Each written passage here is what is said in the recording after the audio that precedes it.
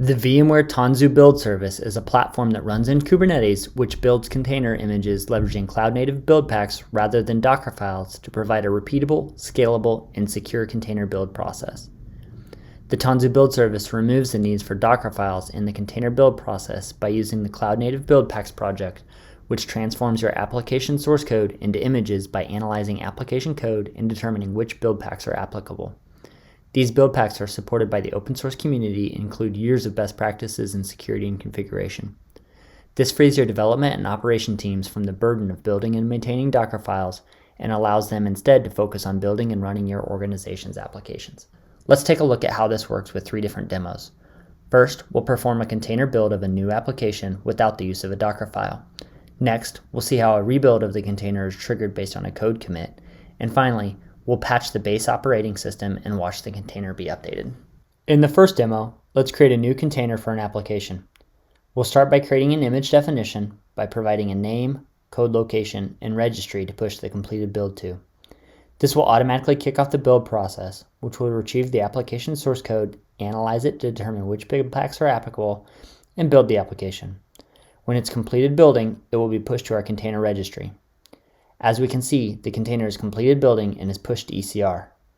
Now, let's deploy the application using a Kubernetes deployment and a load balancer service.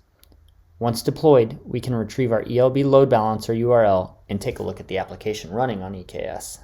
Now, let's assume a developer persona and make an update to the application to see how the Tanzu Build Service rebuilds the container. We'll make a simple change to the welcome message, then commit the code to our repository. If we watch the builds, we'll see a build get triggered by the code commit, and again, the application will be rebuilt. Since this is a rebuild, the Tanzu Build Service will use cache layers from the previous build to speed up the process. Again, once completed, it will be pushed to ECR. If we delete the pod, the latest image will be retrieved and the code update is now live. The final demo scenario will be to patch the base operating system that our application uses to resolve vulnerabilities. If we use the container scanning functionality of ECR, we can see that our container has many vulnerabilities, including 3 high vulnerabilities. So let's see how the Tanzu Build Service can help us here. If we navigate out to the Tanzu network, we can retrieve the latest version of the base OS and then apply it to the build service. Optionally, you can also use the dependency updater to do this for you automatically. Once the base OS is updated, a rebuild will automatically be triggered not just for this container image, but any container image using the base OS without any additional effort from the operations team.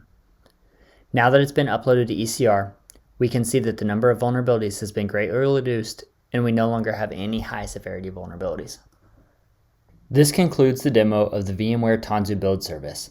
Thank you for your time and have a great conference.